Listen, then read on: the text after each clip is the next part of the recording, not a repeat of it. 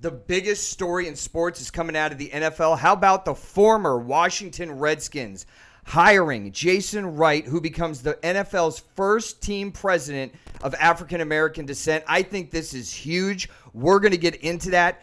Bigger story than that, though, is another former three-time Pro Bowler and Super Bowl champion who also happens to be African American questions this hire. I don't know why, because I think this is a 4-star move. Also, current players from the Pac-12, Big Ten, and MAC conferences giving pushback on no football in 2020 this fall.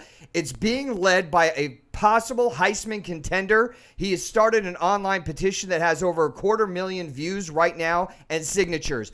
I'm going to tell you who it is, and I'm going to give you my opinion on that. Finally, who is the number one team that's going to make the biggest splash in the NBA playoffs?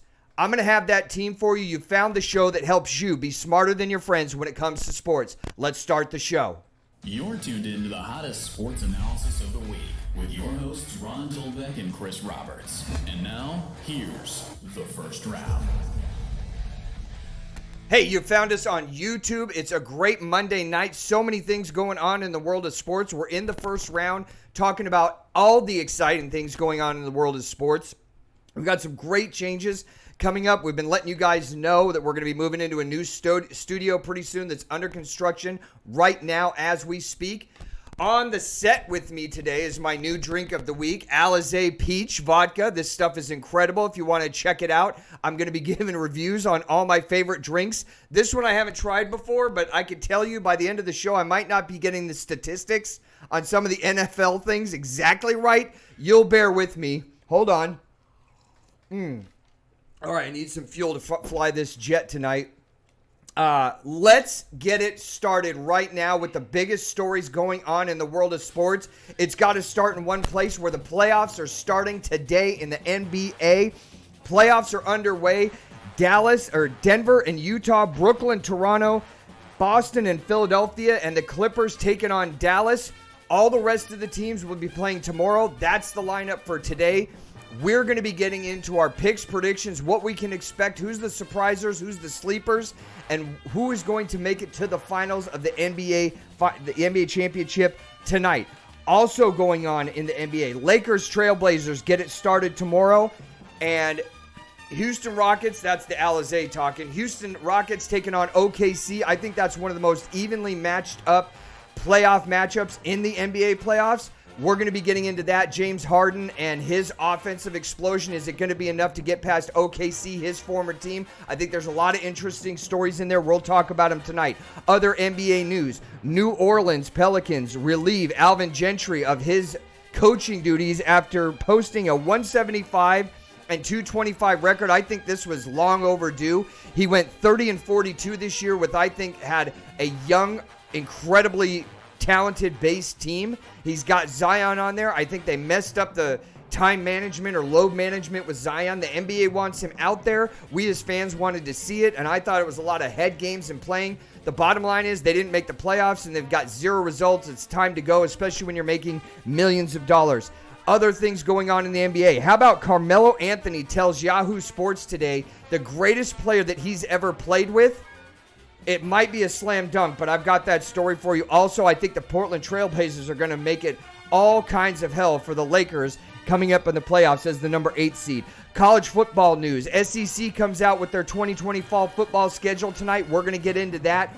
I think one team really got messed over, and a couple teams have a pretty easy ride. We're going to talk about all the ups and downs, who has it easy, who has it hard, and who's going to end up in Atlanta not on December 5th, but December 19th to play for an SEC championship that Mark Emmert, the president of the NCAA, said last week wasn't going to happen. That's why he's a paper tiger, and he's just a disciplinarian. He's not really a president. He's definitely not the college football czar that I called for. Auburn head coach Gus Malzahn comes out today, tells ESPN out of 863 tests, there have been 33 positive tests for players and staff at Auburn. Is that too much to have the players on playing this fall? I don't think so. Watch last week's archive show. I've got a lot of stats on that. Also, Ohio State quarterback Justin Fields comes out and has a petition online with over 250,000 signatures trying to get the Big Ten to sway them back to play this year. get football not opted out. I'm not sure how I feel about him getting a petition going. I mean, I guess that's okay, but what are the results really going to be? We're going to get into that tonight. Also, Arkansas. I think Arkansas got really messed over on the SEC schedule. We're going to get into who they're going to play and the order they're going to play it. It's not easy, and I'd be upset if I was an Arkansas fan. NFL news. The former Washington Redskins, and now team from Washington, or who I think should be called the Washington Union, come out today and hire 38-year-old Jason Wright, who I think is a 5-star general. This guy is awesome. Former player at Northwestern. He's been working as a partner and a consultant in a major $10 billion a year firm in New York City. I think this is a great hire for him to become the first African-American president of a team in the NFL after 101 years of existence. Keyshawn Johnson has questions about it and might not agree with me. I know he won a Super Bowl. I know he went to 3 Pro Bowls, but that doesn't mean that your opinion is right. We're going to get into that. Also, how many NFL fans can we expect at stadiums? I think there's 2 categories here. There's either going to be partial capacity or nobody there. I've got a list of your favorite teams and how many people you can expect to be in the stadiums this fall. It's going to be kind of shocking because some of the teams don't even put that many players that they're fans in the stadium last year that they expect to be here this year. MLB news. Trade deadline coming up August 31st. Your favorite team, who do they need? Who is out there and available? We're going to get into that tonight. Also, NHL playoffs. It's finally time for us to start talking NHL. I know it started a couple weeks ago. I know the playoffs were going on this weekend, but it's actually getting exciting. The optics on what the actual optics on it, watching the games, is actually exciting. I told you they've got sound getting pumped in. The coverage on it, I think, is really good. The in-between periods commentary has been really good. I'm going to get into that. My Bees are up as of today, 2-1. How can the Capitals be down 0-3? I've got the answer for you. And my goalie, Tuukka Rask, walks out of the NHL bubble. He's done for the rest of the season. I've definitely got some opinions on that. It's not all safety related. And wrapping up UFC 252, I thought it was a great card. There were some great fights. One of them, I'm borderline on whether it was rigged or not. There was an injury. There was a quick calling of the fight.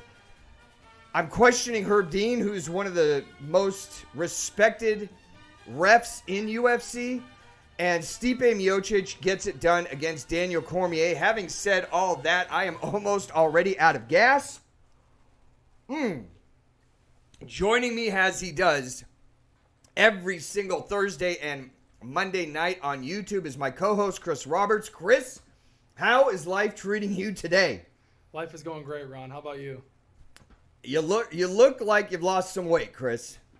Yeah, I've been hitting the gym. Actually, I've been working out like crazy. You've definitely slimmed up in the last week. That is actually our newest team member. His name is Joe Monroe. He is going to be with us every single week, contributing especially on baseball and the NFL. We're glad to have him on the set, pinch hitting for Chris tonight. And Joe, we got to get it started off in one of your favorite areas, the NBA. The playoffs started today. Denver gets past Utah in the first game. The other matchups that I want to talk about are Toronto against Brooklyn, Boston and Philly, Dallas and the Clippers. Let's get it started with Denver. I'm super high on Denver right now. I've got them getting out of the first round fairly easily. The main reason why I think is Jamal Murray.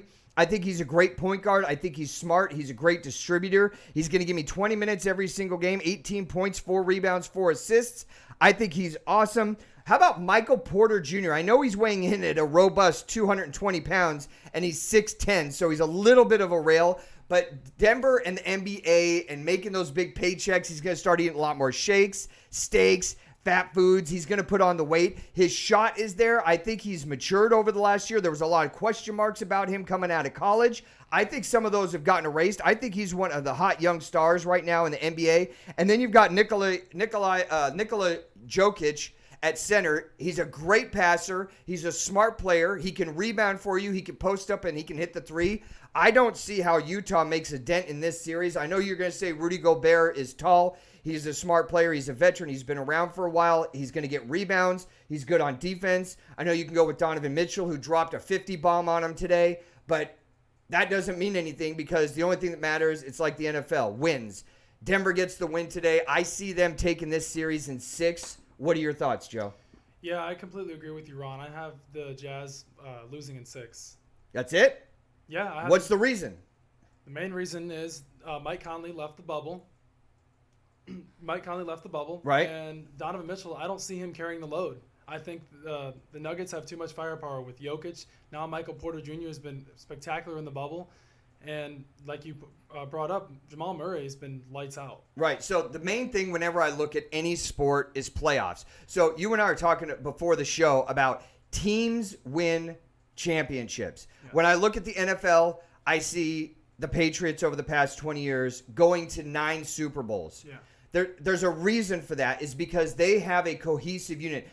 If I said to you, name all of the future Hall of Famers that Tom Brady played with, go ahead. I couldn't. Well, you'd go with Gronkowski. I would go with Randy Moss. Randy Moss had a cup of coffee there for 2 years, and that's about it. Julian Edelman. He's a borderline Hall of Famer, definitely not a slam dunk guy. So my point is there's not 9 million guys on that roster over 20 years that you could say, oh, here's a Hall of Famer, here's another one, here's 2 guys, They don't have tons of Hall of Famers. Right. They play great team ball. Team ball in every sport wins championships. Right now, I'm looking at Denver. I think top to bottom, they've just got a better team. I think Utah's not far away, but I think they've got to add a couple more components, especially in scoring, and maybe 2 or 3 years down the road. But right now, I think Denver's too strong. I completely agree with you, and it's a good thing you brought up that point. I think the Nuggets remind me of the Spurs when they had Parker, Manu Ginobili, Tim Duncan, and that deep bench they had. So I think that's a great point that you brought up about the Nuggets. I'll bring you another great point is the Nuggets have a little bit of orange once in a while in their uniforms, and so does this Alizé. There's nothing wrong with that at all. Let's go to the defending NBA champions, the Toronto Raptors taking on the Brooklyn Nets. I got Brooklyn right. I've been so used to saying New Jersey Nets for so long. Yeah. But you know, New Jersey is a young team. I think they're on the come. I think when Brooklyn, I think when Durant comes back, that Brooklyn is going to be a solid team. My worries about when they come back are Kyrie is just a dumpster fire of sociological nonsense. Between like his ego and the earth is flat, I don't think that they can get it right. He is an awesome player and a facilitator, a scorer. He's a leader, but there's too much nonsense going on off the court. I don't think that with the team as they have assembled, even with the healthy Durant and Kyrie back, that they're contending in the East. Let's talk about this year right now. How about the job that Nick Nurse has done? You lose Kawhi Leonard, arguably, possibly the best player in the NBA, and I can make an argument that they're right there with Milwaukee and Boston as one of the 3 best teams in the East. Taking on Brooklyn, I've got Toronto winning it in 6. How do you see it? I completely agree with you. I have the Raptors winning in 6 as well, but it's a good thing you brought up that point. I think Pascal Siakam really, really needs to step up and show ownership and why they paid him that big contract when Kawhi left. Right, and I think that Pascal Siakam is a great point. I think Kyle Lowry's giving me 20 points, 5 rebounds, and 7 assists.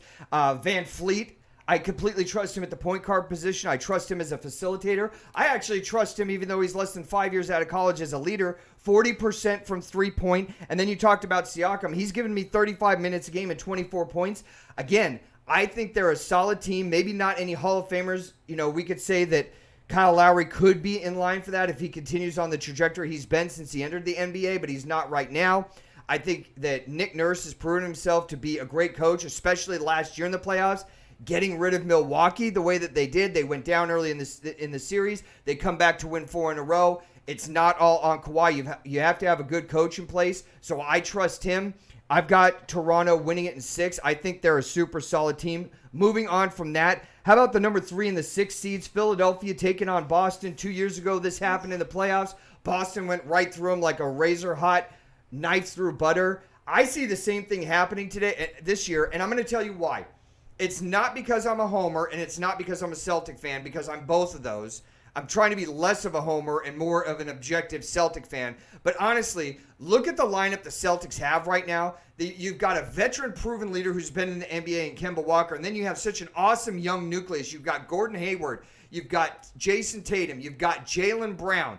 Those are three of the best young players. And then you add Kemba Walker. You've got a great bench. You have one of the best young coaches who just got an extension in Brad Stevens. He's taken them to the playoffs 6 of his first 7 years in Boston.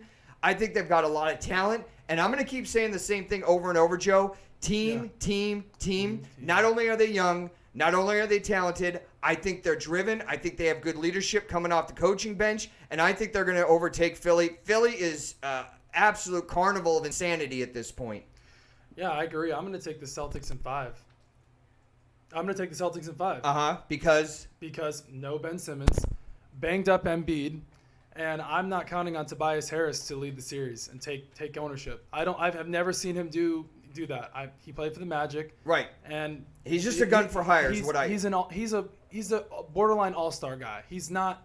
I wouldn't put him in. He's not a game changer. No, I wouldn't put him in the Tatum or the Paul George category. No, I'm not leading him. He's not leading me down the stretch. You know, when I think about Philly, this is what comes to mind is chemistry. They can't get it right. You got a 7-foot center that steps out to take threes when he shouldn't. Right. You've got Ben Simmons, who's coming out of LSU as the superstar player. They gave him way too much money for production to pay value is insane with his numbers. Yeah. Then Then you look at Al Horford, $114 million. He's giving you 12 points a game. I mean, I know you can look at the GM position and say these are GM moves and it's not the player's fault. But once you get on the court, why can't you make it happen? They've had so many moves. They bring in Jimmy Butler, then they get rid of him. They have a 3-point gunner in J.J. Redick who's giving you 17 points a game and an outside threat. They get rid of him. They just can't seem to get it right. And you know what? You know what is so far in my memory, Joe? Yeah. Trust the process. What the hell happened to that? I don't know, honestly. I mean, they were so high on that when he came out, when Simmons and Embiid came out of the draft. And also Markelle Fultz, and he's dumpster fire, just like you brought up before. Right. I mean, they can't seem to get it together. No. I honestly would break it up. I don't see why you'd want to continue. I think this year determines whether they'll move forward with them or not. No, they absolutely can't move forward. This has been proven. Embiid, for whatever reason, doesn't get along with Simmons. You get one of your best outside shooters. Yeah. There's just so much going on there. You bring Jimmy Butler in, he has a cup of coffee and leaves. I mean, what is the path to glory for Philly? I mean, it's so insane right now. It's like releasing your favorite dog into a parking lot at a mall and tell him to go play for 2 hours and not expecting him to get hurt. It's just stupid. I mean, if I'm a Philly fan, I'm actually upset and I'm turning in my tickets. I'm burning jerseys. This is so ridiculous. And then on the other side of the spectrum, you have this well-run machine with all kinds of incredible history, with all kinds of young talent, a great guy leading the whole thing in Brad Stevens, and they're completely set up for success. I've got Boston in 5 in that one. Here's the thing about Boston that not a lot of people know. Coming off the bench, they have Marcus Smart and Olajay, who are 2 great defensive players. Boston right now is in the top 5. In the top 6 categories defensively, they're in the top 5 of all of them. They're a way better defensive team than most people realize. It's a good thing you brought that up because remember we were talking before the show. Ojale has been shooting 45% in the past 10 games. 45% from three-point range. That's unheard of. That's Steph Curry, Klay Thompson numbers. I mean, that's crazy. It goes to my point about the way you've got to be playing going into the playoffs. Everybody was talking about the coronation for the Lakers and giving them the crown, including this guy who's co-hosting tonight. And I said, not only do you have to pump the brakes, you have to step on them with your 600-pound life. And I'm going to tell you why. They're not peaking at the right time. They don't have the killer mentality. You're losing games to teams that you shouldn't be losing to. Their effort against the Sacramento Kings was lackluster at best. Their three-point shooting has been absolutely abysmal. And what you want to be doing as you're getting closer to the playoffs is gaining momentum, playing better, and sending a message to the teams that you're going to play that you're out there to slit their throat with a ceremonial knife and take them out in 4 games. And that's not what the Lakers are doing, but we're going to hit pause on that and put a pin in that one. And we're going to talk about Dallas and the Clippers, my team to come out of the West, the LA Clippers. I think they're the best team overall. I think I need to take a drink of Alizé. Well, highly recommended at this point. So, I think the Clippers are the best team in the West. I think they have the best starting five. I think they have two starters that you and I could arguably say are the best two starters on any team in the NBA. Right. Of course, you could say AD and LeBron, but for the sake of argument, they could be mentioned in that. They have an incredible bench. Doc Rivers is an incredible coach. Steve Ballmer is an awesome owner. And they have one of the best GMs in Jerry West, and I don't care if he's pushing past 80. He put this team together. And when you look at it top to bottom, I think they're the best team in the NBA. So you've got the best starting five, two of the best stars. You've got the best bench, the best coach, one of the best GMs, and the best owner. And they're going up against Dallas, who has Luka Doncic, who I like. Yeah. They have a schizophrenic, me-centric owner who doesn't actually play on the court, so it doesn't matter. They've got Kristaps Porzingis, who I really like, who builds my argument of why did you let go of Phil Jackson in New York anyway? Because he drafted him, and how dumb do you feel now? We're not going to get into the GM and ownership positions of the Knicks right now. We're talking Clips in Dallas. But I've got the Clips in 6, taking this out. The thing that makes me go with 6 and not a sweep or 5 is when we've looked at the bubble play of these NBA teams, it's not really panning out based on how talented they are. We see the Lakers playing down to their potential. We saw a good game between the Lakers and Clippers, but then we see teams that shouldn't be beating other teams beating them, and I don't think that all these teams that are now in the playoffs in the bubble in Orlando are playing up to their potential. I think we see a lot of them playing down to the level of their competition.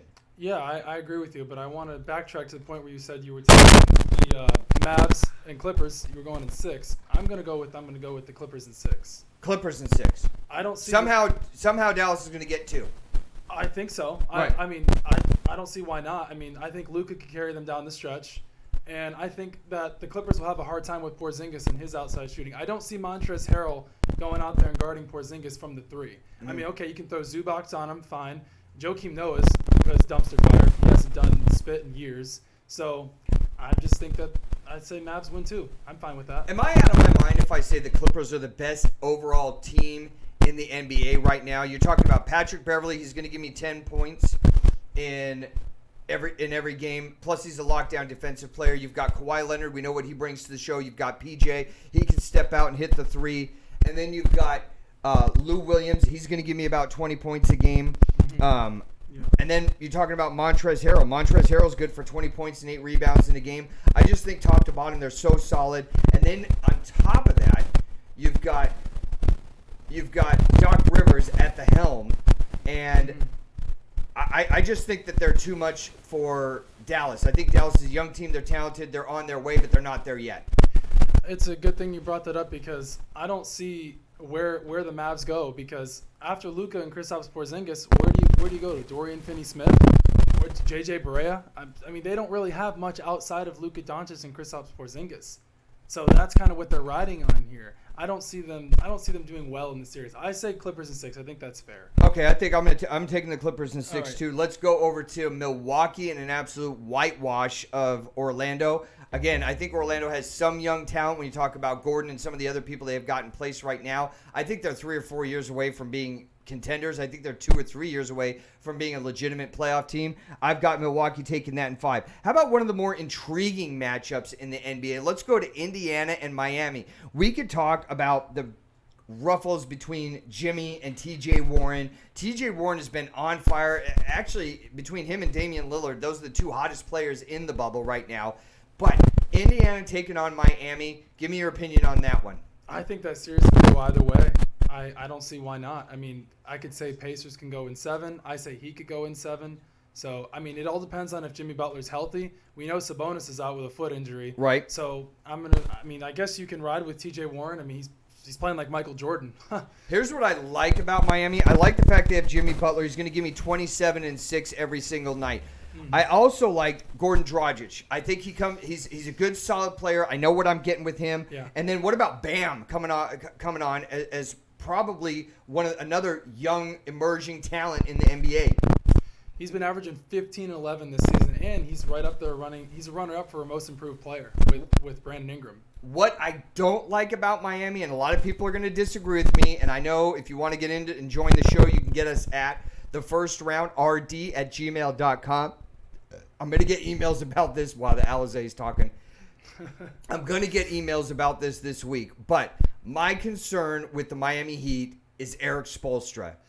Really? Yeah, and Wow. I don't want to hear about what he did with LeBron, with Wade, with Haslam, with Mario Chalmers, with Bosch. I mean, he had all kinds of talent, and even then, he didn't get it done against Dallas, and he had a problem with San Antonio.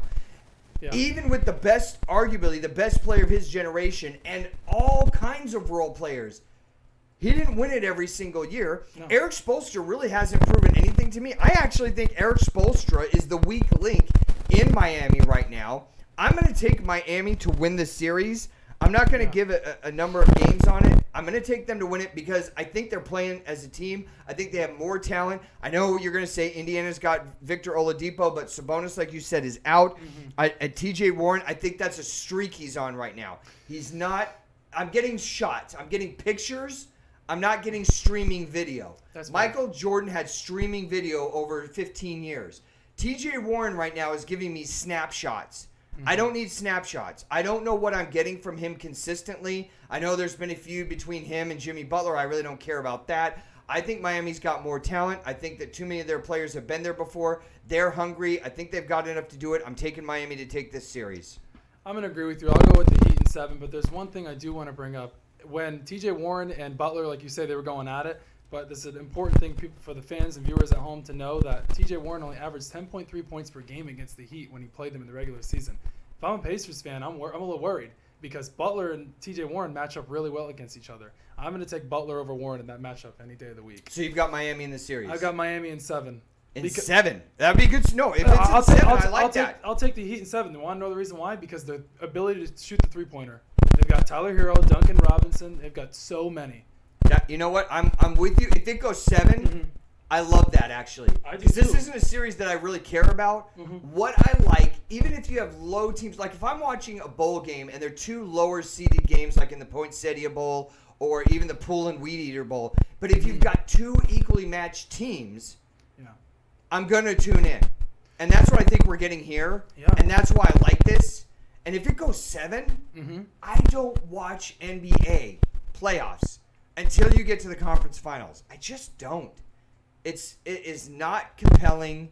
The NBA in the last 20 years has become bring it down, 2 passes, slam dunk, or a 3. I miss what I grew up on, and I'm the old man on the set. I'm actually the oldest man on the set, even when Chris is here. Yep. And, it's like, get off my lawn. But I remember when the Celtics, the Sixers, Atlanta, the Bucks were all strong in the early 80s, and there was great passing. There was moving without the ball. There was picks. We don't see a lot of that today, and I'm okay saying I'm an older guy. I'm okay with that. I like that style. I like intelligent basketball. Anybody can stand back and shoot a 3 and hit 30% and sit back and go, I had 27 points. Yeah, but you lost. Right. That was the story of Devin Booker this whole regular season, minus the bubble. But the regular season, that's what he was about. 27 points per game carrying their team, and they didn't win anything. Right. That's been the story his whole career there. And I think Phoenix is on the rise, but to stay current with what we're saying, I think this is going to be an interesting series. I'm actually probably going to watch a couple of the games, especially if it goes to 6 and 7. I hope so. Then I'm really going to get cranked up Yeah. because there is starting to be a little rivalry there. I like the rivalry stuff, right, Joe? Yeah, I mean, Like, I do. We talk I about do. big rivalries, right? Yeah. Big rivalries, I start thinking North Carolina, Duke. I think Boston, the Red Sox, and the Yankees. Yeah. I want Jason Varitek knocking out A-Rod. I want Zimmer coming out and Pedro throws him to the ground, and I want the interaction. Before my time. But we've lost that. Yeah, we have. We're in this PC correct world where, if you breathe on somebody, it's a foul. Go back and look at the 80s when Magic was going down lane getting hacked all the time. They wouldn't call a foul. Crazy stuff going on. Rivalries have lost that intensity. I want to see that intensity come back. I want to see this glass get empty. But I want to see fierce rivalries. It's just, am I wrong? That's what I want to see in rivalries. I want to see that intensity. I want to see that hatred. Okay, if you want to go buy a beer with the guy afterwards, fine. I'm not going to see that. I'm not going to hear about it. I'm not going to know about it.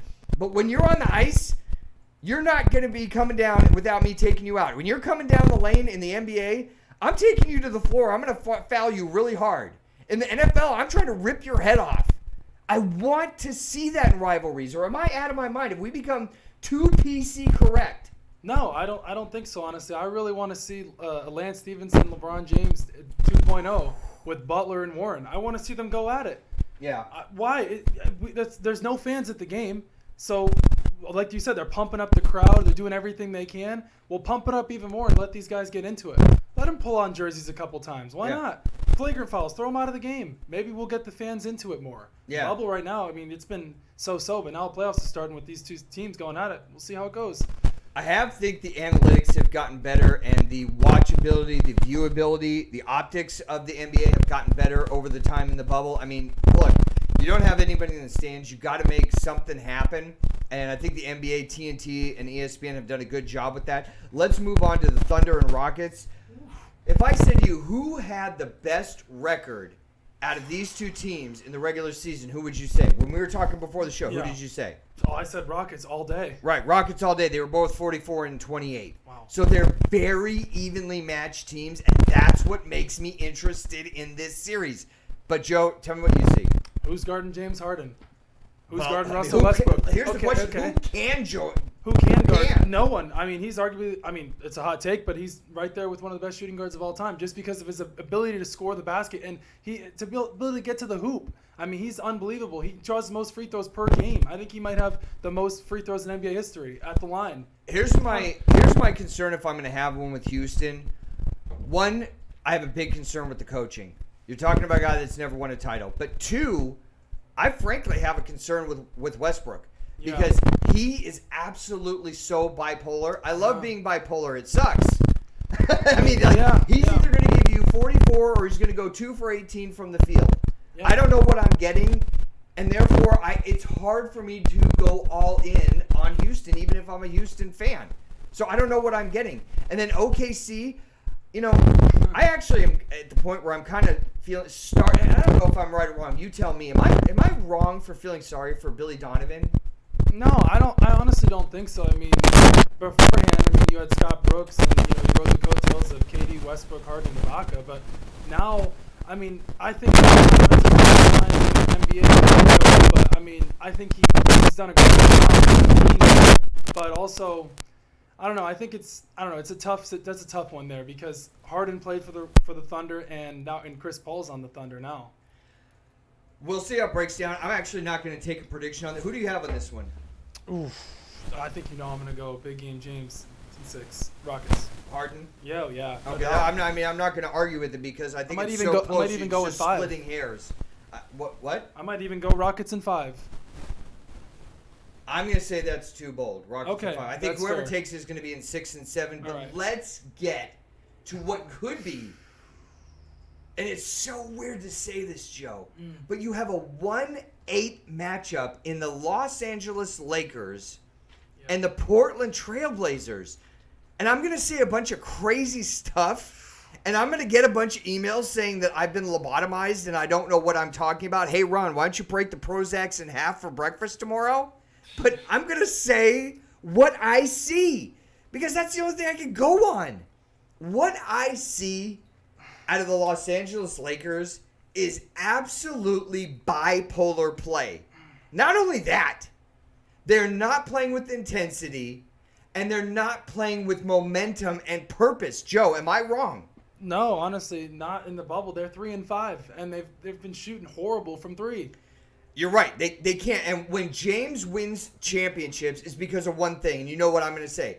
Outside shooting. So who do they have? Okay, so the obvious answer is they have Danny Green. Okay, fine. I'll give you that. He can be streaky, but I would put my money on him for his position, the minutes he gives me, the role that he plays for the Lakers. I'll give you that. He's a three-point assassin. That's fine. He kind of reminds me of Robert Horry. He's just lurking around. He's kind of a C-plus player, but when you need him to be on and hit that three, he's right there. Fine. But as far as other guys that can facilitate, are you trusting Dion Waiters? Are you trusting Rajon Rondo? Are you trusting Caruso? Are you trusting Kyle Kuzma? Kyle Kuzma is like so bipolar, it's not even funny. Any of those guys, are you trusting them to nail the outside shot? Because I'm not right now. No, I'm not, but I'm trusting Rajon Rondo's defense down the stretch. Oh, my. What? Okay, so we need to go to Zach. Zach, are you on camera 3? I am. Okay, I am. so here's the deal. You got to mute him for 5 minutes. He's on 5-minute man card, double secret probation. You're done. You're done. Okay. Just because of that comment that he trusts Rajon Rondo's defense. I'm going to get back to my breakdown on the Los Angeles Lakers right now. I know they have LeBron James. I know they have Anthony Davis. Anthony Davis could be in the conversation in the next couple of years for MVP. He's giving me 26 points, 9 rebounds, 6 assists. I get that. But he has good games and he has bad games. The thing about Kyle Kuzma, though, he's good for 12 points, 4 rebounds, and 1 assist. That's what I'm sending up the flagpole. That's what I'm putting my championship hopes on is Kyle Kuzma. I mean, nobody else on that team is actually doing spit. And they've been playing so bipolar. They're not playing with intensity. They're not playing with leadership. They're not playing with momentum. I don't want to hear that they beat the Clippers in the bubble by 2 because everybody's been playing bipolar. Nobody's been dominant. ESPN actually came out with a full-page whole thing on ESPN-NBA.com today about how no teams in the NBA are dominant. That's funny because the old dumb guy was saying that 7 days ago. I was saying there's nobody dominant in the NBA. So what makes all the myopic Laker fans think, oh, just because it's LeBron and AD, they're going to show up? Really? I'm not buying that. That's a joke. You have to be building momentum. You have to look into the eye of your opponent and tell them, I'm going to kill you right here. There's no mercy. It's the playoffs. I don't see that from the Lakers right now. I think Portland is going to give them all kinds of hell. I love their bench play. I love CJ McCollum. And I love Damian Lillard. I think they're playing well as a team. I think their defense is C+. But I think they have 2 killers. CJ McCollum can turn it on at any time. And Damian Lillard actually 2 games ago when they had to win a game against a Brooklyn Nets team that had nothing to play for and was playing tough, stepped across half court by 2 steps and stepped up and hit a 3-pointer from half court just like he was drinking a cool glass of water sitting on the porch on a hot summer day. Real easy. He's definitely got to be the MVP of the bubble. And I think Portland's going to give them all kinds of trouble. Whether they're going to win it or not, I don't know. I'm taking the Lakers in 7 right now. But if you look at the last 5 games, Damian Lillard has been carrying Portland not only to be the hottest team, he literally willed them into the playoffs. I mean, how many of you out there watched the game between Portland and the Brooklyn Nets? Brooklyn was playing like they had to have that game. There was nothing on the line for Brooklyn at all. Nothing. They had nothing to play for. Whether they lost that game or won, they weren't moving up or down in the seedings at all. And they were playing like someone had a knife to their mother's throat. And Damian Lillard pulled that game out. He has been balling out. Definitely the MVP of the bubble. And again, I said this 2 weeks ago when Chris and I were on the set.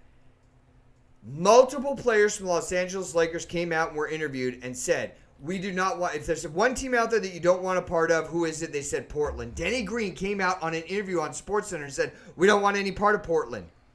And then look what Portland did in the bubble. They absolutely balled out.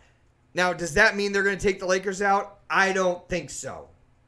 I think LeBron wills them to a first-round victory, but the path to the championship in the West is way harder than it is in the East. Way harder. If they got to get past a really tough Portland team, that only means one thing. They're going to have to get past a really good Denver team that has an awesome team. And if they get past Denver, with just AD, a bipolar Kyle Kuzma, and LeBron, that's fine. Then you get to play the Clippers, who actually have as much talent as you, a better bench than you, a better coach, a better GM, and a better owner. Anybody who's a Laker fan today that thinks it's a cakewalk to win this championship, because we haven't even gotten to the finals yet, we're just talking about getting past a really tough Portland team, a really talented, driven, young Denver team, and possibly a better team than you in the Clippers. And then you get to play Toronto, Boston, or Milwaukee. I don't think it's a cakewalk like a lot of people say.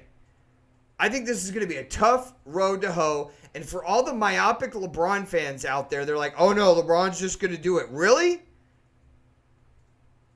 Have you seen how he's played in the bubble? Have you seen the level of intensity? Have you seen growing momentum? Mediocrity? I've seen mediocrity.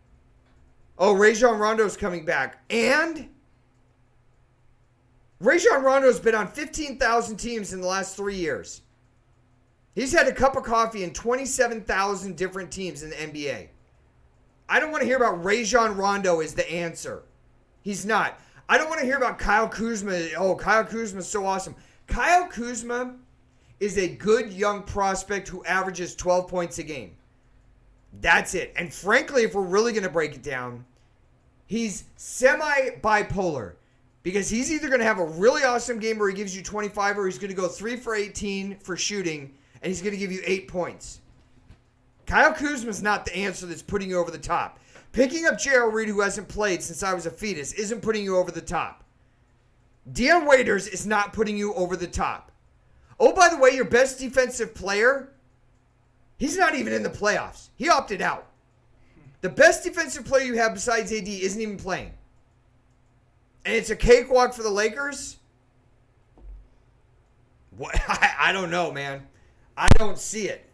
I think the Clippers have a better team. I think they're better put together. And I don't think it's a cakewalk for the Lakers. You got Portland, who's playing out of their minds. Then you got Denver. Then you got the Clippers. And then you got whoever comes out of the East. So to all your friends that want to brag about how great LA is and it's a cakewalk for them to win this championship, I don't see it happening. And on top of that, listen to me about this. Las Vegas is never wrong. They're not.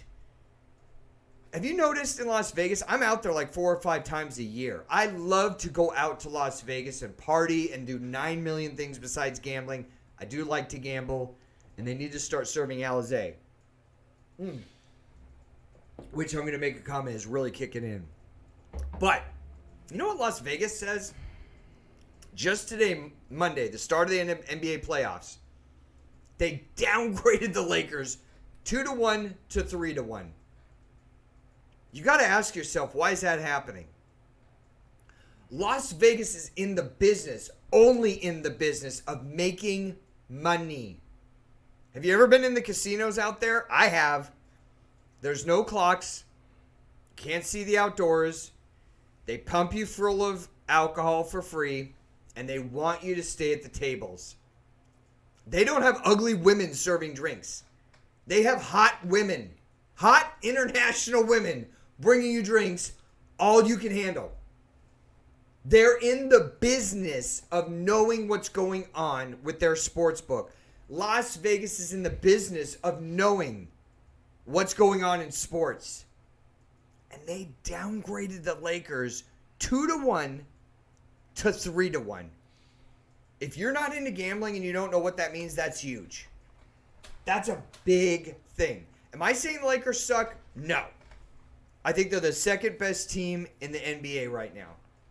I think the Clippers are number 1, and then it's a toss-up for number 3 between Milwaukee, Boston, and Toronto. They're all equal right there. But am I going to say and listen to and entertain the thought that the Lakers have a cakewalk to the finals and they're just winning it? Absolutely no way. Other news going on in the NBA today. New Orleans Pelicans relieve Alvin Gentry of his coaching duties. He went 175 and 222. How about the fact he went 30 and 42 this season? With all that young talent, with Zion, and they went 30-42 and couldn't make the playoffs. They had the easiest schedule. The NBA gave them the easiest schedule in the bubble, and they still couldn't make the playoffs with Zion? Here's the thing that I can sum up the New Orleans Pelicans in one phrase. The first game back in the bubble, they listed Zion as a game-time decision when he had come out the 2 days, at the day before and the day of the first game back, and said, I'm ready to play. Why are you listing him as day-to-day? It's a game-time decision. Why? Why mess with my emotions? Why mess with everybody in the NBA? We want to see Zion. He wants to be there. He's saying he's ready to go. Why are we messing with these psychotic optics and be like, well, we don't know, he's a game-time decision? Based on what? This is why Alvin Gentry isn't there, because he had a young, awesome team, and they went 30-42, and they didn't even make the playoffs, and the NBA handed them a schedule. They put it on a silver platter and said, all you have to do is reach out and take it. And they still didn't make it. Joe, am I out of my mind, Joe? No, not at all. I mean, those last 5 games for them in the bubble were a joke. They should have been a cakewalk. The fact that J.J. Redick was hitting 3-pointers from, the full court? I don't even know. It was crazy. I mean, he was carrying them, and I don't know. I just, no words for it. They kept Alvin Gentry in that position too long, yes or no? Yes, they kept him too long. Right. I agree. So let's talk about, he's down the road. Mm-hmm. He's in the rearview mirror. Let's talk about possible replacements. I'm going to give you 2 right off the top of my head. I'm interested to see what you have to say. I've said before on the show multiple times since we've been back in the last couple weeks that Mark Jackson is underrated, but in NBA circles and people that know what they're talking about, Mark Jackson is a superstar. Why he didn't get picked up by the Knicks, I have absolutely no idea. It's probably because of New York Knicks owner James Dolan, who is this like myopic, self-centered, idiotic, me-centric focused, bipolar idiot who should not be running an NBA organization and does not know what he's doing. I mean, I was a fetus the last time that they were relevant. So James Dolan needs to step down. What New Orleans needs to do is hire either Mark Jackson, and I've got another name I'll throw out there. What about Tyronn Lue? A lot of years of experience as a player. Playoff experience as a player. Experience in the regular season and playoffs as a coach. And he's had success. Tell me I'm wrong. I don't think you're wrong, but I think Ty Lue, having him as a coach, because when he coached the Cavs, he never developed LeBron. So is he going to develop Zion? Is he going to develop Ingram? They're not fully developed yet. If I'm going to have a devil's advocate argument, was it really his job to develop LeBron, who was already awesome coming out? No. Or was it his job to manage the personalities that LeBron played with?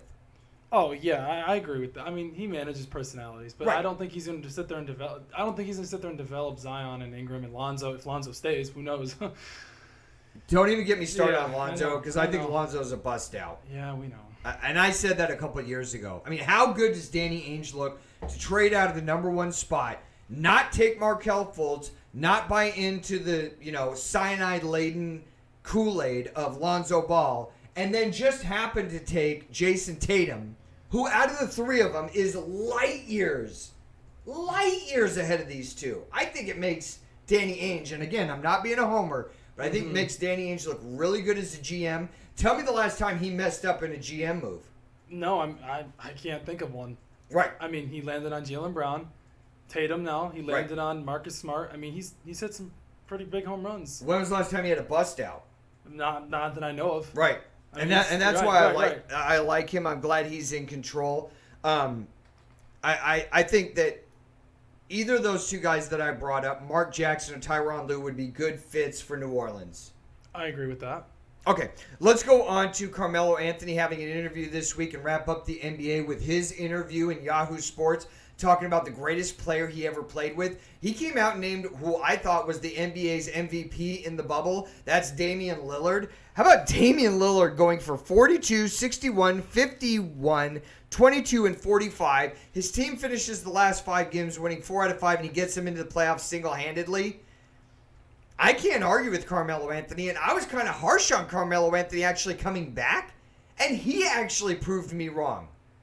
So I think Carmelo Anthony has actually been a bit of a standout, did a lot better than I thought he would do, but he says that Damian Lillard is the best player he's ever played with. Is he going too far with that comment, or is he right on point? No, not. He's played with Harden, Chris Paul, Okay. a lot of talented players. Yeah. But I defer to you as I drink the rest of my I don't think non-limoncello. I don't think he's wrong at all. I mean, okay, he was on the Nuggets with J.R. Smith. Okay, no, not even close. Amari Stoudemire, he's not better than Damian Lillard. So, I mean, the players that he was on the Nuggets, those Nuggets and Knicks. Other than that, I don't see. I mean, Damian Lillard is playing, unbelievable. So I don't see it's. I mean, it's a hot take, but also at the same time, the numbers he's put up through the years, and he's averaging 30 points a game this year. I mean, where is he going wrong? I don't think he is. I don't think he sounds crazy. Do you? No, I don't think he's crazy. Just in case you guys missed the front of the show, at the beginning of the show, the new sponsor on the set is Alizé, imported from France, peach-flavored French vodka liqueur, 16% by volume. This stuff is great. I just waxed off about a whole cup of it. I'm starting to have the beehive going. It's just a little, I can hear the bees buzzing. I can see I'm it. feeling relaxed. I'm not stressed out about the NBA playoffs. I have coming up in our next couple segments. I have to talk NHL. I'm not worried about it. Chris isn't here tonight. The show is just flowing. I'm going to kick it to Zach Alicious here on camera 3. Zach, What's up? NBA fan or no? up? NBA? Oh, yeah, I watch NBA. You got to get the mic out of camera. Oh, So, okay. if you got an NBA team, who is it? I mean, I stay local. I don't bandwagon. I'm actually a Magic fan. And when y'all are talking about Markelle Fultz with the Sixers, I think it's funny because he actually has been stepping up and playing pretty well with us. So I think Okay, it's take just yourself a knock off. on the Sixers. Camera go for one, Magic, immediately. But Camera, they're gonna camera get one. waxed. Camera one. They're gonna get waxed. I already put him on probation for 5 minutes just for even mentioning the Orlando Magic on our show tonight. You're on double secret man card probation. You asked for the my rest team. Of the show. It could be your team. That doesn't mean you talk about them. They're a dumpster fire. You know it. They're getting blown out in 4, possibly at the most 5. Give us Moving 5. on to other things going on in the world of sports, the main sport that piques my interest, Joe, is college football. I love this. Yeah. Actually, a sad note to coming out of college football today. Wide receiver, former Florida Gator, and current wide receiver head coach at FIU, Aubrey Hill, passes away very young.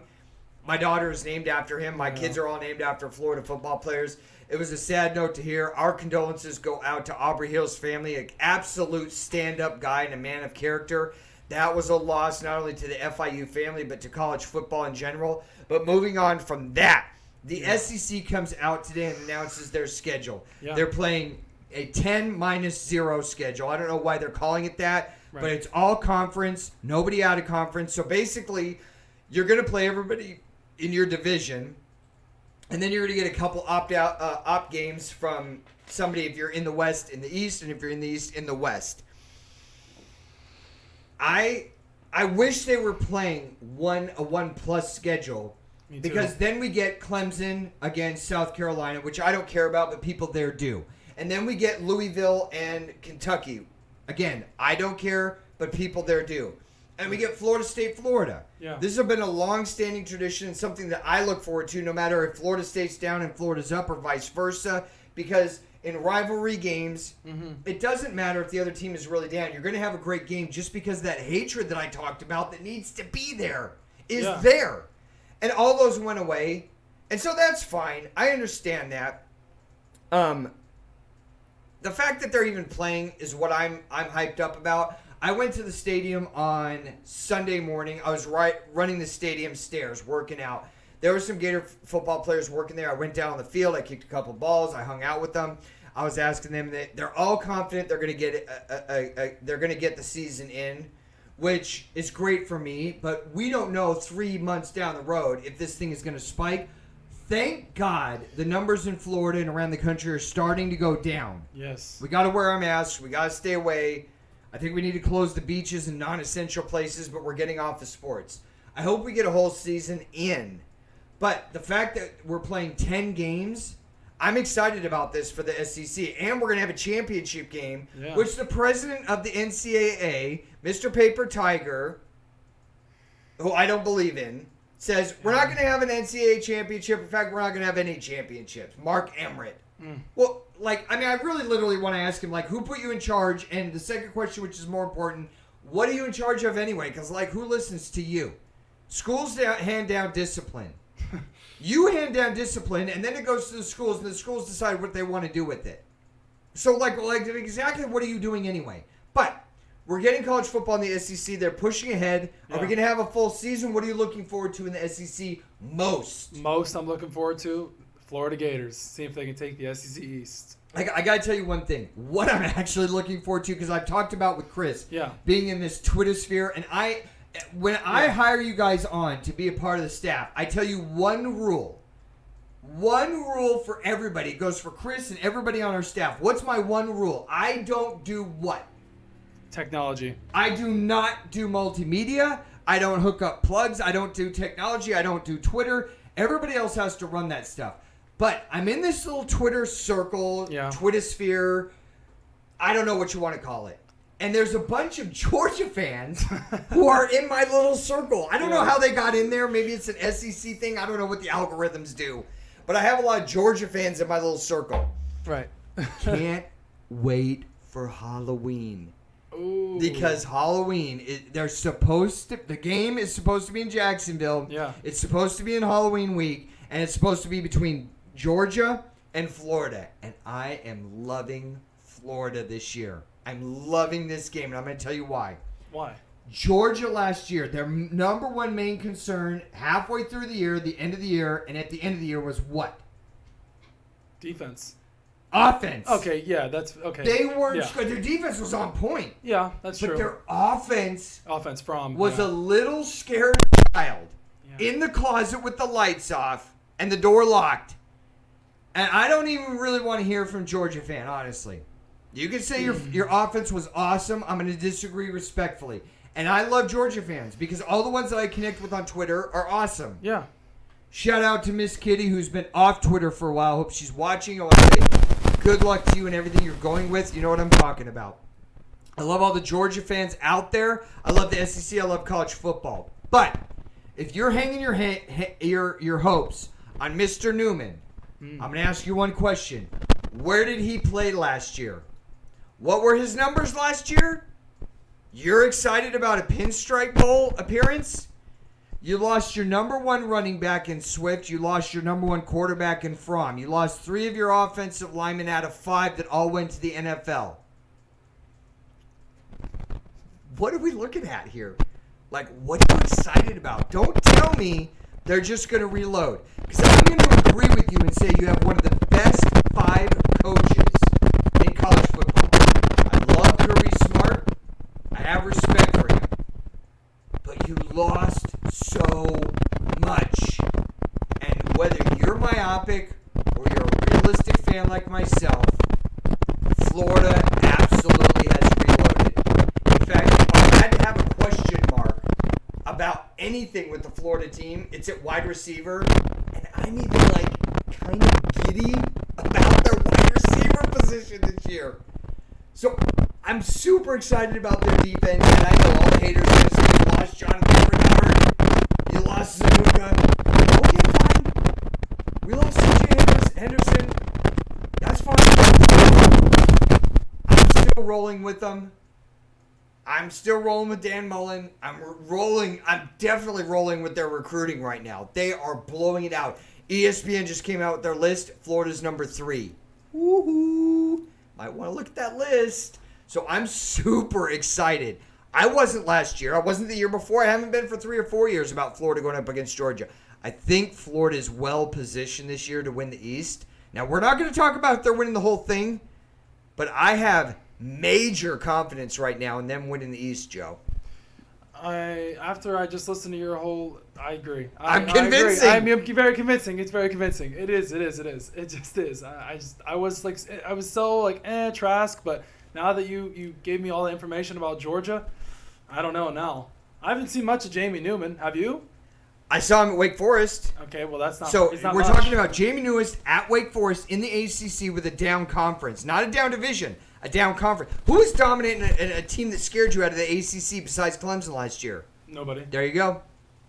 You just answered my question. FSU and So Miami all were the good. Georgia fans that are getting all excited and they have a kickstand in their pants about Jamie Newman coming in, you might want to just pump the brakes on that before he faces an SEC defense. Because the ACC was down last year, and the last time I checked, the biggest feather he has in his cap is that he played the Pinstripe Bowl. I'm not too sure I'm sending a really fast email to Mom about how awesome he was at Wake Forest. Now you're stepping into the ACC, the SEC. It's a lot different. Moving on from that, Auburn head coach Gus Malzahn comes out and says, since March, Auburn has tested 863 people. There have been 33 players and or staff members that tested positive. Joe, how concerned should I be about this? I would be extremely concerned. Why is that? Why not? I mean, the season 33. started Well, you got to look at the numbers. Oh, 33 out of 863. Out of 863. No, I mean that's not. I mean that's not a high number. Do we I mean, cancel football over that? I don't think so. Hey, Last Trevor week- Lawrence doesn't want to cancel football. Last week, Chris and I talked about this. COVID hasn't, thank God,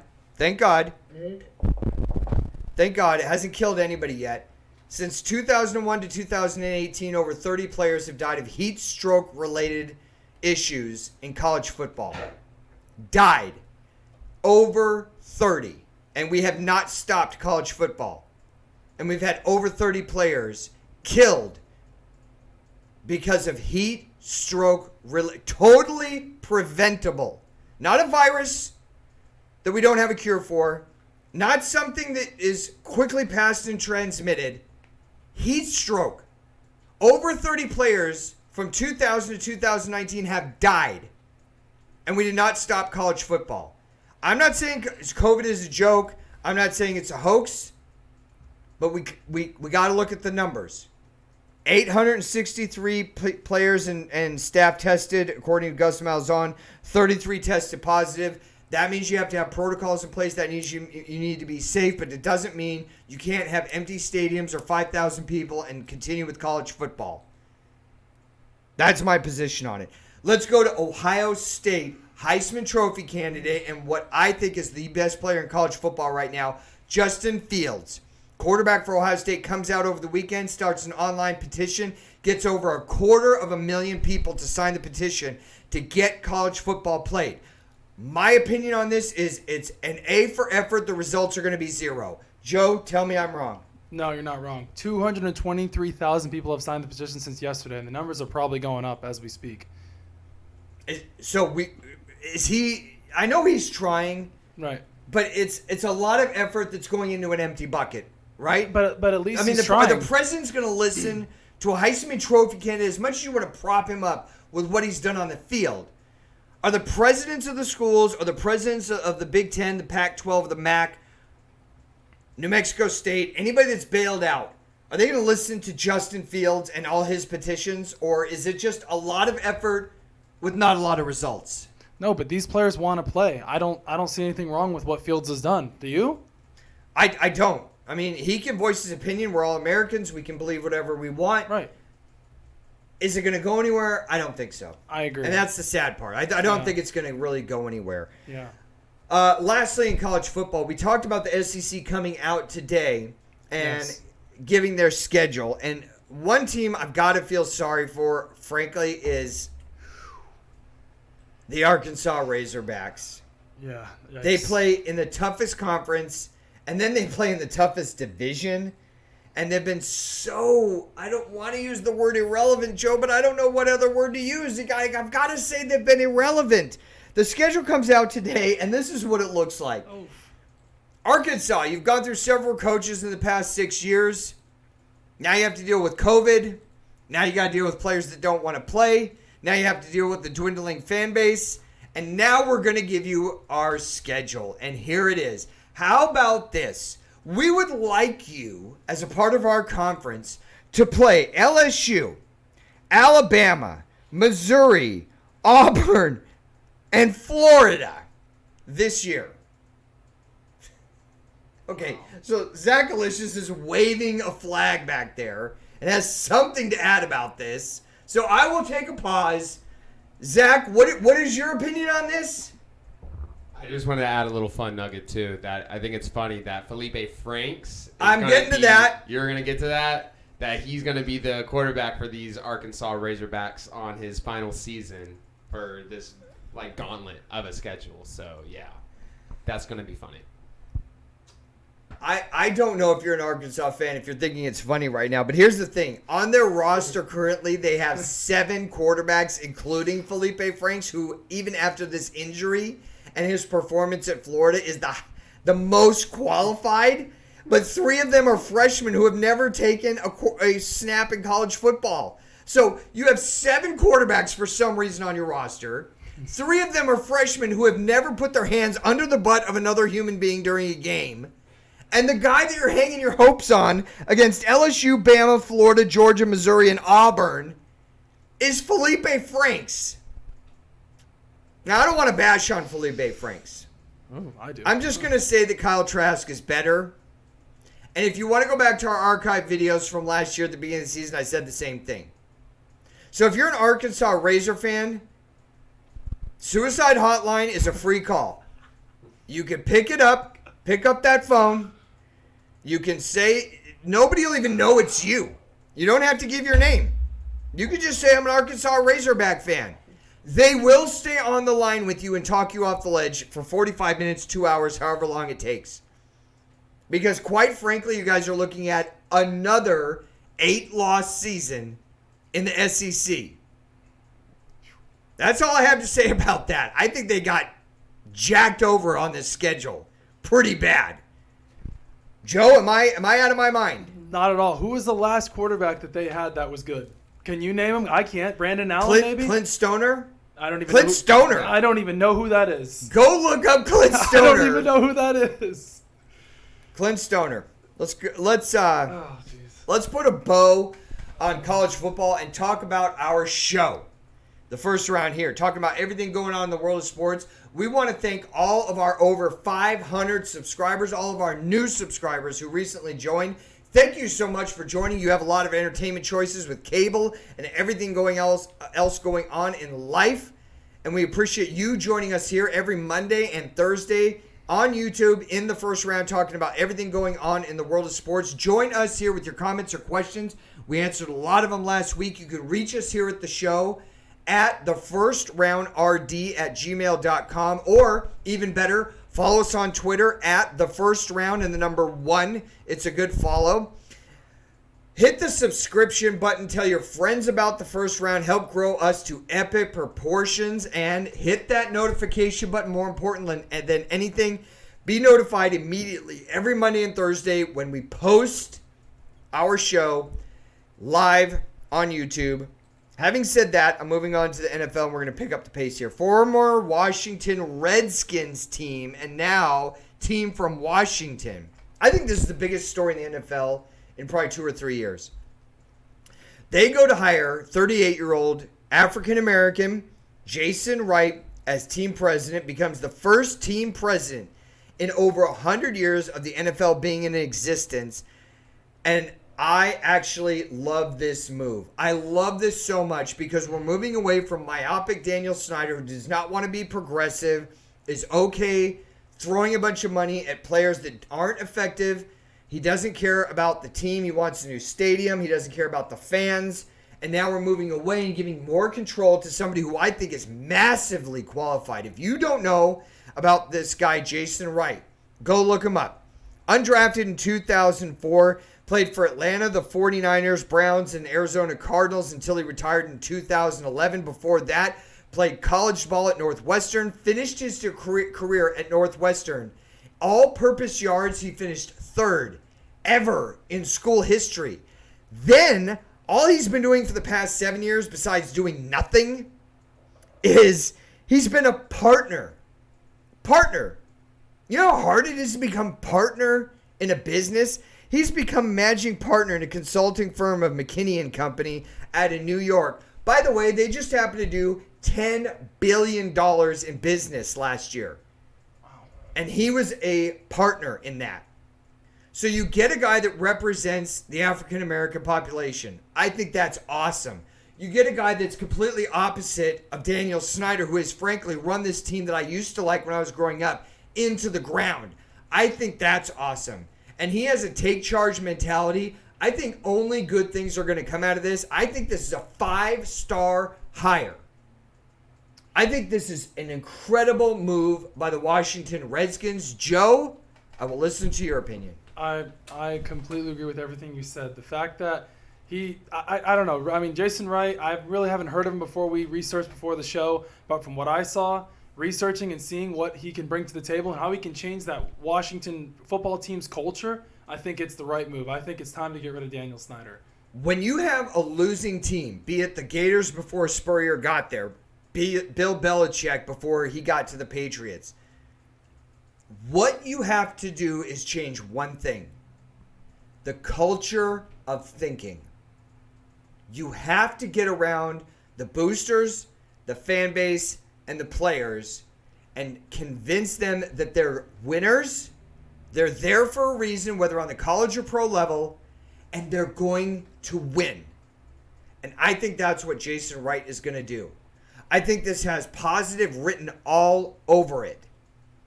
What I don't like about it, and if I was going to ask you, Joe, what is the biggest question mark with this hire? What would you say it is? The biggest question mark? Or is there even a question mark? The experience. Okay. He doesn't have any experience. Whether you could have hired somebody else, instead of him and gone with experience, but you're not. You're going right into and that's a great point. Right. Experience is a good point because you could say, well, he doesn't have experience in the NFL, even though he was a college player and he has experience there. He's relatable to players and he's a winner overall. What gets me is former 3-time Pro Bowler and Super Bowl champion Keyshawn Johnson coming out and questioning this hire. Is Daniel Snyder doing this to pander to an African American vote, ticket holder base, fan base, African American players? Keyshawn Johnson is African American. This is like such a win-win-win. The only way this isn't a win is if Daniel Snyder doesn't allow this man to do his job, and then you have to get Daniel Snyder out of his job. You have to go in and annex him out of the Washington Redskins as if what has happened over the past 20 years isn't enough. He's actually making a good move here. I don't even care what the motivation is. I don't care what the reasoning is. Let Jason Wright come in as a more than competent human being, regardless of color, and do his job. All he's done at every level, from running track and field and playing multiple sports in high school, to having incredible success at the collegiate level at Northwestern, then going into the business world after college and being successful there, is win. All this guy does is win. So all I want to see Daniel Snyder do is write him a check every 2 weeks and then step the hell away. Let him do his job.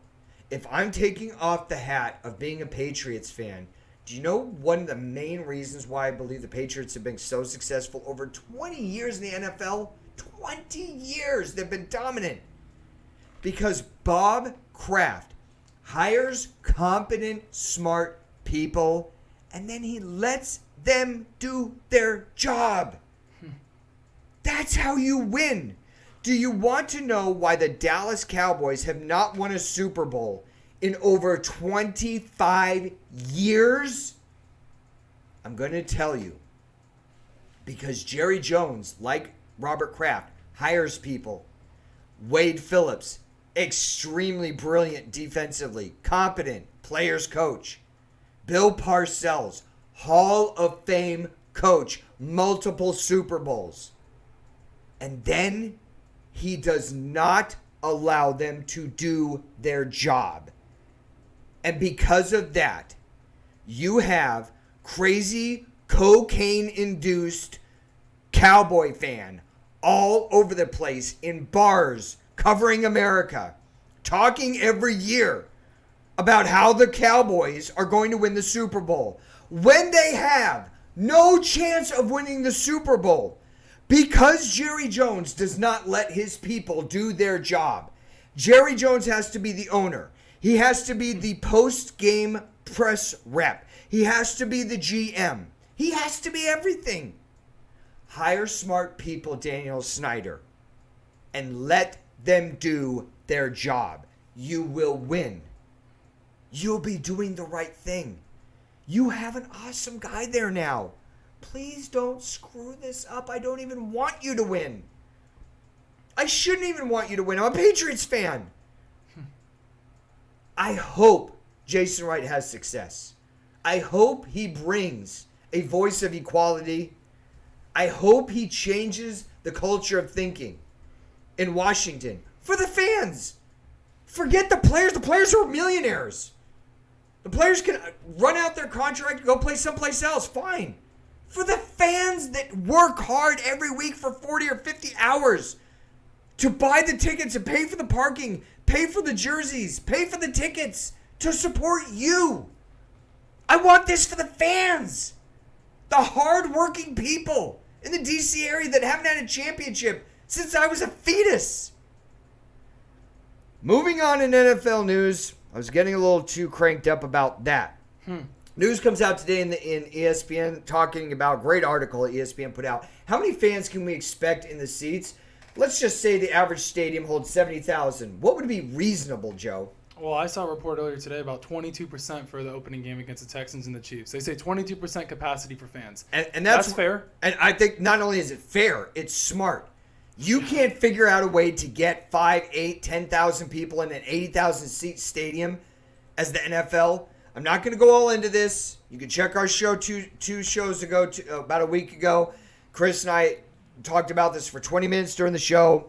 But here's some numbers that we can look at. Dolphins CEO Tom, Garfunkel ran some speculative numbers on social distancing, and they say it's safe to bring in to Hard Rock Stadium down there for Miami fans, 15,000 fans. I think that's reasonable. 15,000. 15,000 fans in a 68,000 seat stadium. I think that's reasonable. Okay. Pats came out a couple months ago and said they're going to limit their capacity to 20%. So the NFL seems to team-wide fall into two categories: 0 or some reduced percentage. And then we have to get into an argument, who's really calling the shots? Is the Fed calling the shots? Are local governments calling the shots? Let's talk about the Jets and Giants. No fans. Governor Phil Murphy says of New Jersey. No fans. Phil Murphy comes out and says no fans at all. Okay, so they're falling into the 0 category. Again, it's either reduced fans or it's no fans. Ravens come out and they say the city of Baltimore says it's okay. We're going to allow 7,500 fans. Okay, that's reasonable. How about giving 2,500 of those seats to children's charities, first responders, military families for free, and then sell 5,000 tickets at $100 a ticket? You're going to raise $200,000, take $25,000 of that, give it back to charities in the inner city or wherever you want. That was my idea a couple weeks ago. Ravens at 7,500. Browns capacity to be limited under 20,000. Texans, no fans. Wow. Texas-wide, no fans. Raiders, Vegas. I'm trying to figure out what I could say that is fan-friendly. 8,000. Mark Davis, owner of the Raiders, comes out and says, no fans this season in Wow. Alliance Stadium, brand new in Las Vegas. Brand new $2 billion stadium. You can't figure out a way to get 5,000 people into a 65,000 seat, $2 billion stadium and throw some of that money back to food banks, domestic violence survivors, first responders, injured veterans. You can't find a way to give some of that money back? I mean, that's crazy to me, but that's what it is. NFL comes down in two categories, and I went through all the teams. It's two categories. It's either 0 or some reduced percentage. I say reduced percentage if you could do it on a safe basis, Joe, and then give some of that money back. These teams don't need that money. I agree. Now, don't answer this question, but am I out of my mind? No. No, I don't think so. I really don't. You're talking about a $1 billion industry. You can make this work. You can spread out the fans across the stadium. Right. It's not hard. I don't think so either. Let's get out of the NFL, go to the do MLB, it. wrap up the show here. Trade deadline coming up October 31st. I'm going to tell you some of the free agents that I think are out there that are hot, that other teams that are contending could pick up. How about Pittsburgh's first baseman, Josh Bell? I think he's a hot topic out there. Pittsburgh is probably, if not the worst, the second worst team in baseball. They've got nothing to play for. You could probably pick him up for a song and a dance. He's got a big contract coming up in the next 2 years. If you're willing to make the investment, fine. Royals, Ian Kennedy, right-hand pitcher. If you need to bolster your pitching staff, he's out there. How about Johnny Cueto from the San Francisco Giants? They're not going anywhere. He's super effective. I saw them in the first game of the season at Chavez Ravine against the Dodgers. Looked very effective over 5 innings. Johnny Cueto still has gas. He's still got ball placement. A little of that psychotic craziness has gone out. I think those are 3 guys out there that you could pick up. Yeah, I'd say so. I mean, Johnny Cueto, I could see landing on the Yankees. Ian Kennedy, I could see landing on The Yankees. the Yankees. Why don't we just keep rolling with the rest of the show with the myopic Yankee talk? Well, they've always needed pitching, especially this season so far. Oh, let's see. They went out and got Clemens. They went out and got Kevin Brown. They went out and paid for Randy Johnson. I mean, we could just go down a plethora of people that they pay for. Garrett Cole. Garrett Cole's another one. He's the most recent guy they've taken off the scrap heap and said, we're just going to buy another championship. How about teams with needs? I'm going to put out there as my first one, Houston. So they lose Garrett Cole. Verlander's off. I would say Houston needs pitching. Greinke's not going to get you to the World Series, even though he's still, I think, effective but not dominant. They're not going to the World Series. And they might not. Right now, way. they're 11-10. They're in the middle of the road. They're playing the team in that division that's really showing out right now is the A's, and I'm going to get into that more in a minute. How about Tampa Bay pitching? Pitching is a big need for them. 4th in runs allowed in the American League. You think they can they can pick up somebody to help bolster that starting 5? I think so. Blake Snell's good. Ryan Yarborough, he's pitched lots of innings for them. He's actually leading the team in innings pitched. But I think they have a big need there at pitching. Am I wrong? No, the Rays aren't one. The Rays they're not a team to give up a lot of prospects though. They're very stingy. They're very heavily in the farm system. That's how they ride Kevin Cash as he came in. That's what they do. I think the Rays do more with less than anybody else in Major League Baseball except one team, and that's the Oakland A's. The Oakland A's, Chris and I talked a couple weeks ago. We were talking about sleeper picks going into MLB. My sleeper pick was the Oakland A's. There really weren't too much of a sleeper pick because I think they had a good season last year. Right now, their run differential is a plus 34. I love that. They're 16-6. I love that. They're in a division with a Houston team that doesn't have pitching, and they're 11-10. The Rangers don't have a lot of starting pitching and even more concerns with hitting. So I don't think they're going to be a factor. And then you've got to talk about what I call the Anaheim Angels and the Seattle Mariners. How about the Seattle Mariners right now? 7-16, worst in Major League Baseball, negative 46 points, negative 46 runs on run differential. So I think everything is set up for the A's to win that division. As we get closer to the Major League Baseball trade deadline, August 31st, we'll talk more about that. Sign up today and become a subscriber of The First Round. Tell your friends about The First Round. Help build us to epic proportions. We're over 500 subscribers. We have a goal now that we're back on the air for the last 2 weeks to get to 1,000 subscribers by September. It's going to happen. We try to put on a great show. Know what we're talking about. Make it aesthetically pleasing.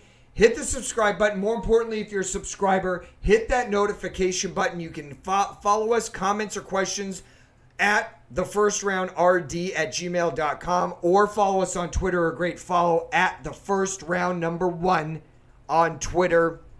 We're here every Wednesday and Thursday posting late night each of those nights, and we'll be here until the end of the year, hopefully doing great shows.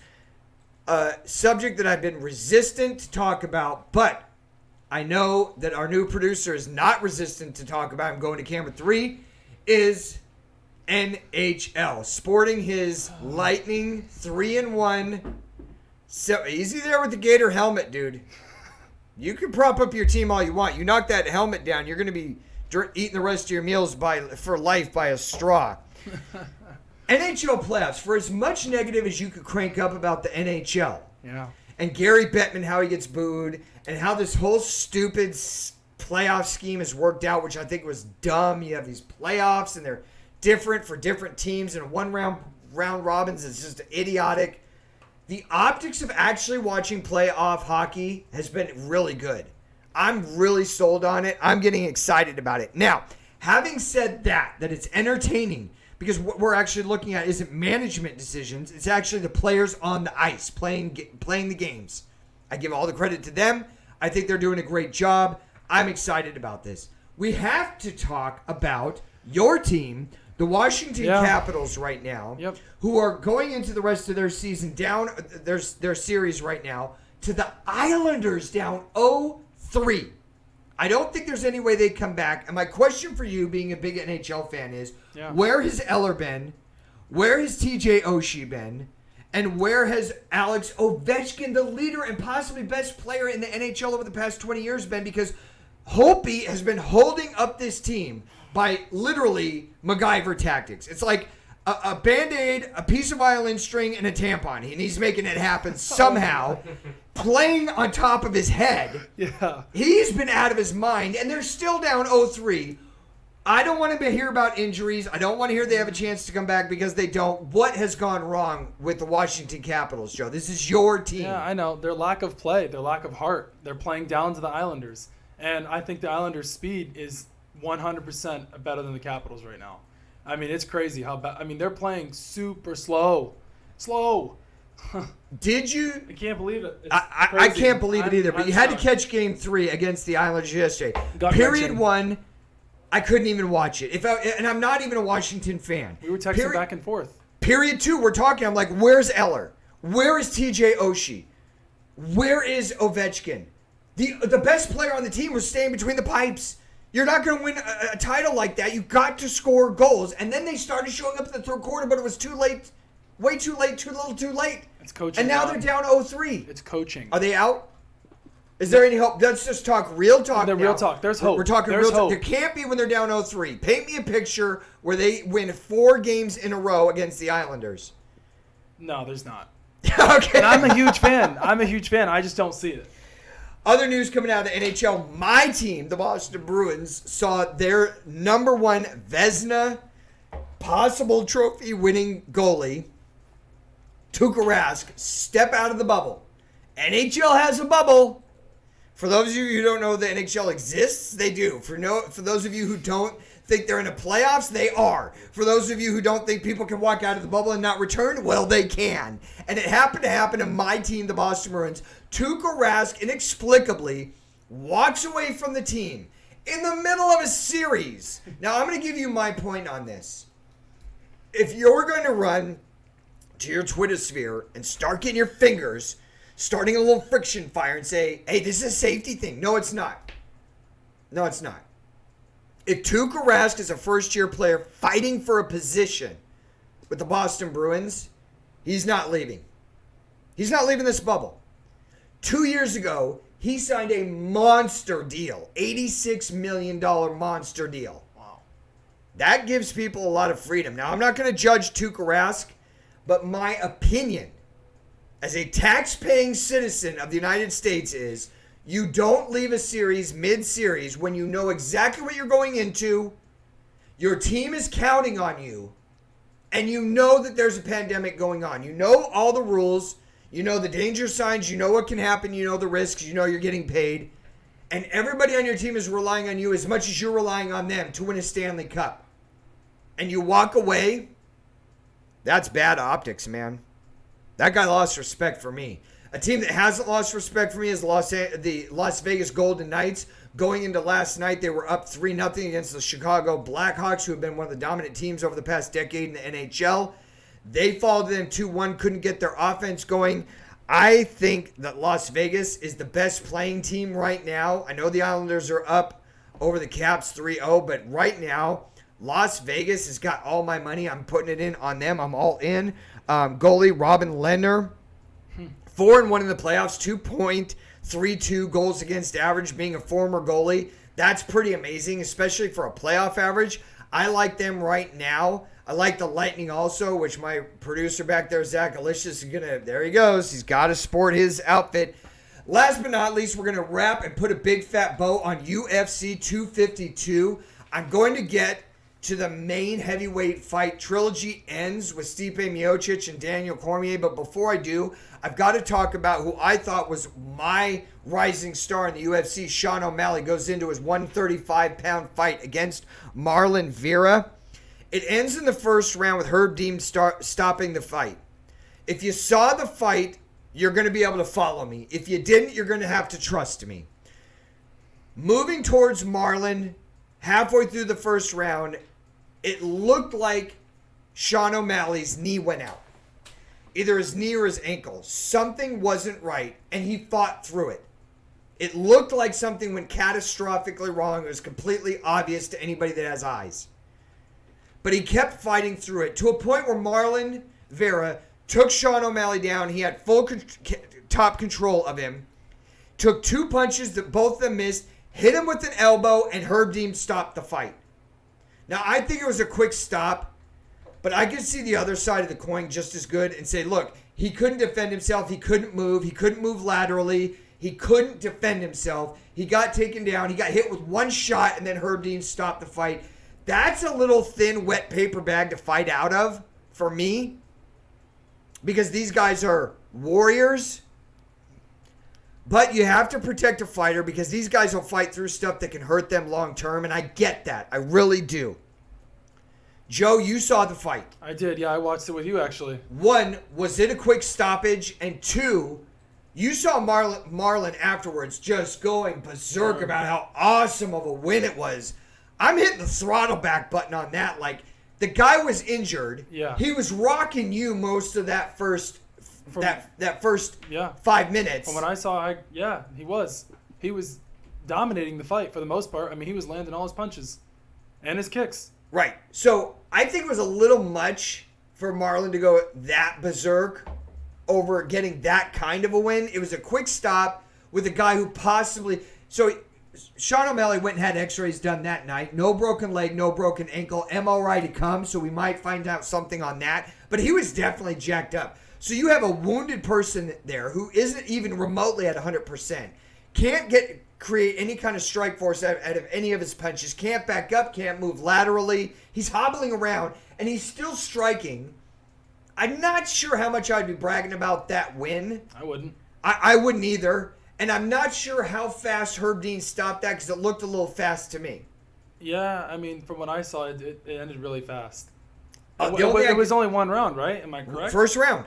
First round. So this has rematch written all over it. Yeah. And if you get a Sean O'Malley that's 100%, He'll be a different fighter. I think we're going to have a different story. Let's go to Stipe Miocic, current heavyweight champion, coming into his ending trilogy fight with Daniel Cormier, 20-3. Stipe Miocic gets a very decided victory, I thought. A unanimous decision victory after 25 minutes inside the octagon with Daniel Cormier. Now, some of the Daniel Cormier people are coming out and saying he got poked in the eye. That was going on during all 3 fights. Stipe Miocic beat him in total strikes, significant strikes, body shots, and control time. Stipe Miocic dominated control time in that fight.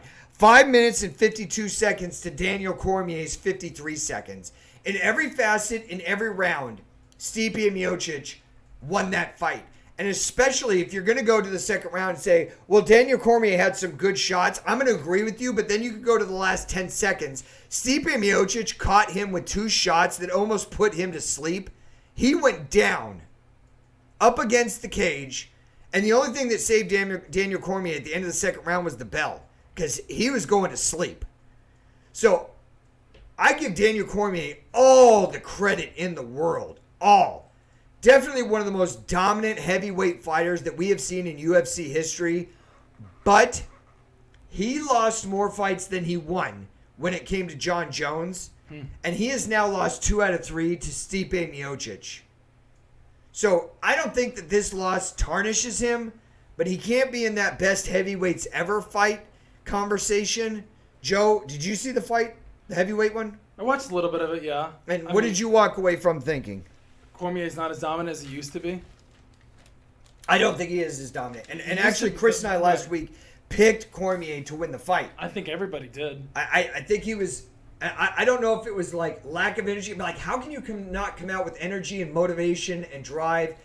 It just didn't seem like he was taking the fight to him. Stipe was in the center of the ring. He was pushing Daniel Cormier back the whole time. He had more significant strikes. I mean, again, more body blows, more significant strikes, more head strikes, more control time. In every facet, he just proved to be the better fighter. And that's the bow that I think that we need to leave on this trilogy is that Stipe Miocic, at this point in time, is just a better fighter than Daniel Cormier. But the fans back at home, I don't think you guys know, but Daniel Cormier he's really old. He's not as young as he used to be. So I don't think he has the mechanics as he used to have. You think he's lost a step, but I maybe think- not the heart? Maybe not the heart, but going against Miocic, I don't see it. Other huge news coming out of the UFC today. John No Bones Jones, who's had a litany of back and forth issues with Dana White, president of the UFC, comes out today on his Twitter account, Wow. which seems to be popular, and says, I'm just vacating the light heavyweight division. I'm just this belt that I've defended for so long, fought so hard to keep, defended so many times. I'm just giving it up. Well, why would he do that? Reason? Number one reason, I'm moving to heavyweight. I don't know if you're in a division where you're dominant now. So now you're going to move into a division where you have Stipe Miocic, who looks unstoppable, Francis Ngannou, who has a lead pipe for a right arm and can put you to sleep in a half a second, Curtis Blades. How about Yazinho Rozenstruik? He won on Saturday night also. And a pretty impressive fight against Junior Dos Santos. It's not a joke. No. And you have Derek Lewis. Oof. He can land a left or right and wrestle with you. That's a pretty stacked heavyweight division. You're going to step up to take on all those guys, including Stipe. I'm not sure about this move. I'm interested to see what happens, but why not stay where you're comfortable and where you've built a home where no one can really challenge you? I'd rather see Adesanya, as he's done, if he can even get past the Brazilian eraser, Paulo Costa, move up in weight and take on John Jones. I'd be interested in that fight, but I'm taking Paulo Costa. I actually placed bets on him today against Adesanya. I think Paulo Costa is going to win that. Why move up? Stay where you're at. Stay where you're successful. Stay where what you know is best. John Jones is kind of like sketchy. I mean, like half the time I don't know what I'm getting with him. That wraps up UFC. Joe, what else is going on in the world of sports? What else is going on in the world of sports? Well, what I found interesting this past weekend was the NHL. The Columbus Blue Jackets goalie Korpisalo had 86 saves, an NHL record. And not only that, Seth Jones, the Columbus Blue Jackets defenseman, as Zach and I talked about before the show, played the NHL's most minutes paired with his defenseman Foligno. I mean, I thought that was really interesting. You know what another thing interesting I found, Ron, for this weekend about MLB? The Chicago White Sox hit 4 home runs in an inning back to back to back to back against the St. Louis Cardinals, who just came back from COVID, from a 10-day COVID. Both those things I wouldn't have known. 4 back-to-back home runs. I don't think I've seen that in 30-plus years of watching Major League Baseball. That's pretty amazing. More amazing than that is that music. That music can mean only one thing. It's time to thank our support staff. The man on the board, Mr. Z, Zach Alicious, sporting his lightning gear. You can take it off camera 3 now. There's been enough promo of that. Doing yeoman's work to my left, stepping into co-host for me, Joe Monroe, who will be a permanent part of the show. Chris will be back on Thursday. El Presidente Chet 40 for all of us here at the first round. Remember, we are posting shows live Thursday and Wednesday. Tell your friends about the first round. Help grow us to epic proportions. Subscribe today. Hit the notification button. We want to thank all of you for joining us here. We will be back Thursday night with an epic show. Until then, take care of yourselves, everybody. I was going to say